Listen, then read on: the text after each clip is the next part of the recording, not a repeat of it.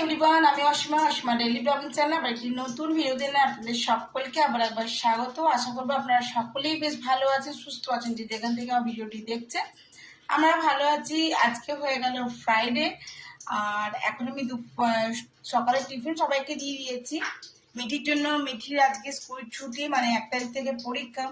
তো ওকে এখন bread sandwich করে দিয়েছিলাম, পটেটো ব্রেড স্যান্ডউইচ, আর ওকে দিলাম চিলি চিকেন আর রুটি। তো চলো দুপুরের লাঞ্চ বসাচ্ছি। তো ব্লগে অবশ্যই সকলের সঙ্গে থাকবো, আর দেখতে পাবো আজকে ব্লগটা কেমন লাগছে অবশ্যই সেটা জানাবে। তো চলো ব্লগটা না, তেমন কিছু নেই বলতে কালকে পনিরের তরকারি, ডাল সবটাই রয়ে গেছে। এমনকি ফুলকপি আলু ভাজা সেটাও হয়ে গেছে। এখন যেটা করবো, আজকে একটু নিম বেগুন ভাজবো, এই যে বেগুনগুলো। তো একটু আগে বেগুনটা ভেজে নিয়ে, কালকে বাজার থেকে আমি নিম পাতা নিয়ে এসেছিলাম কিনে 20 টাকা। তো আর আমি পোস্ত বাটা আলু সিদ্ধ দিয়ে ভাত খাবো। আর ওদের জন্য হচ্ছে এখন বাঁধাকপি আর নিম বেগুনটা একটু খাবো, আর পোস্ত বাটা আলু সিদ্ধ দিয়ে ভাত খাবো। তো চলুন দেখতে থাকুন। এই যে এদিকে দেখায়, এদিকে আমি ভাতটা বসিয়ে দিয়েছি এদিকে, আর ওদিকে আমি এখন বেগুনটা ভাজবো। বেগুনটা রেডি করে দিয়েছি। বন্ধুরা, এই হলো আমাদের আজকে ফ্রাইডে দুপুরের লাঞ্চ। দেখতেই পাচ্ছ, নিম বেগুন ভাজা, এখানে ডাল, এটা কালকের আলু ফুলকপি ভাজা এইটুকুই রয়ে গেছে, আর মটরশুঁটি আলু দিয়ে বাঁধাকপি নিরামিষ, আর এখানে পনির আলুর তরকারিটা। আর আমি যেহেতু পোস্ত আলু ভাতে ভাত খাবো, তো আমি আলু ভাতে দাম একটু কাঁচা পেঁয়াজ মাখিনি, এখনো কেটে রেখেছি, আর আলুটা নুন টুন দিয়ে সেনে রেখেছি। এই হলো আমাদের দুপুরের লাঞ্চ, তোমাদের সঙ্গে শেয়ার করলাম। তো চলো ব্লগটা কন্টিনিউ করবো, সঙ্গে দেখো অবশ্যই। হ্যাঁ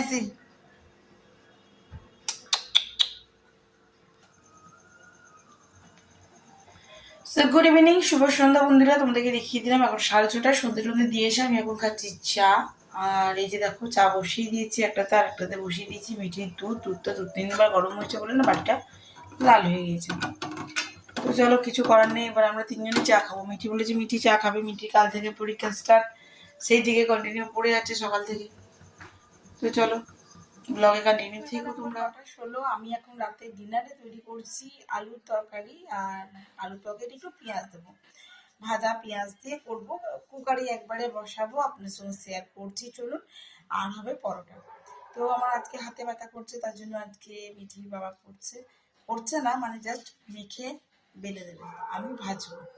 তো চলুন, এই হলো রাতের ডিনার। আর সকালে বাঁধাকপি আছে, ওই দিয়ে সবাই খাবার, আমি তো খাবো মুড়ি আর আলুর তরকারি। তো যাই হোক, এই কাজটা করতে করতে আজকে ব্লগটা আমি এখানেই শেষ করছি। ব্লগে কিছু ভালো লাগলে অবশ্যই লাইক কমেন্ট শেয়ার করে দেবেন। এই দেখুন, যেহেতু আলু কেটেছি, ন্যান্সি চলে এসছে আলু খোঁজার জন্য। ন্যান্সি, দেখতে পাচ্ছেন? তো কিছু করার নেই। দেখো ন্যান্সি, আলু খাবি? ন্যান্সি এক প্রকার ছাগল বলতে পারেন। এই দেখুন, আমার খোলা শুদ্ধ আলু, যেটা আমি কেটে ধুয়ে জল ঝরিয়ে নিয়েছি। আমি দেবো এখানে একটা মতন পেঁয়াজ, একটা মিডিয়াম সাইজ পেঁয়াজ দিচ্ছি, 3টে লঙ্কা দিয়েছি, আর দিচ্ছি একটি বড় সাইজের গোটা টমেটো। তো চলুন আমি আলু তরকারিটা কুকারে বসিয়ে ফেলি।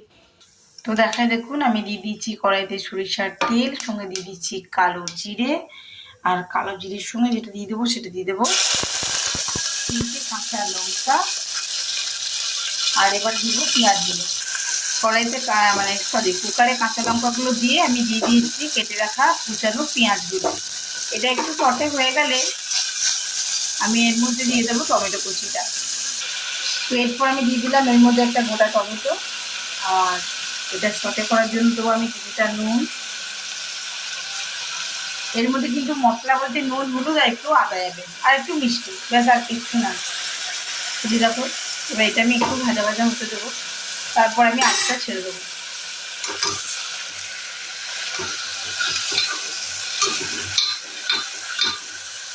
যেহেতু হালকা নুন দিয়ে দিয়েছি, তার জন্য তাড়াতাড়ি এটা গলে যাবে। তোমরা কারা কারা এইভাবে করো, আর যদি কেউ না করে থাকো তো প্লিজ আমার রিকোয়েস্ট, তোমরা এইভাবে একটা আলু তরকারিটা করে খেয়ে দেখো, কেমন লাগছে সেটা আমাকে অবশ্যই জানবে।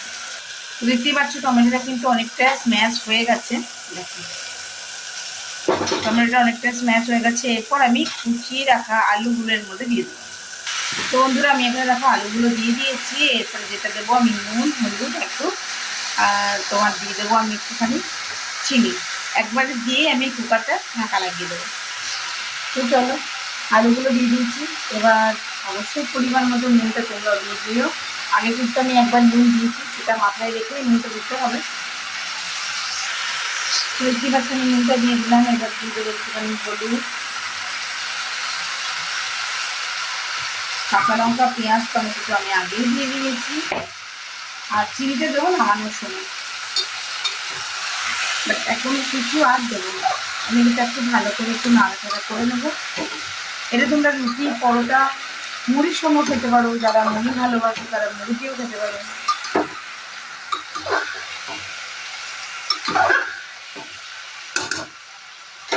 দেখো আমি এটা একটু ভাজা ভাজা করবো, তারপর আমি কুকারের লিডটা লাগিয়ে দেবো। তো আমি কিন্তু কুকারের লিডটা লাগিয়ে বেশ ভালো করে নাড়াচাড়া করে ভাজা ভাজা করে দিয়েছি। এরপর আমি যেটা করবো সেটা পরিমাণ মতন জল দিয়ে লিডটা লাগিয়ে দেবো। তো আমি আগেই বললাম এতে আর কোনো মশলা যাবে না, শুধু যাবে একটু কাঁচা লঙ্কা, টমেটো, পেঁয়াজ, একটু আদা। সো আদাটা এটা ভাজা ভাজা হয়ে গেছে। এই অবস্থা আমি এখন দিয়ে দেবো একটুখানি আদা, যেহেতু এতে থেকে আলুর একটা টেস্ট আদাটা দেখবে খুব ভালো আসে।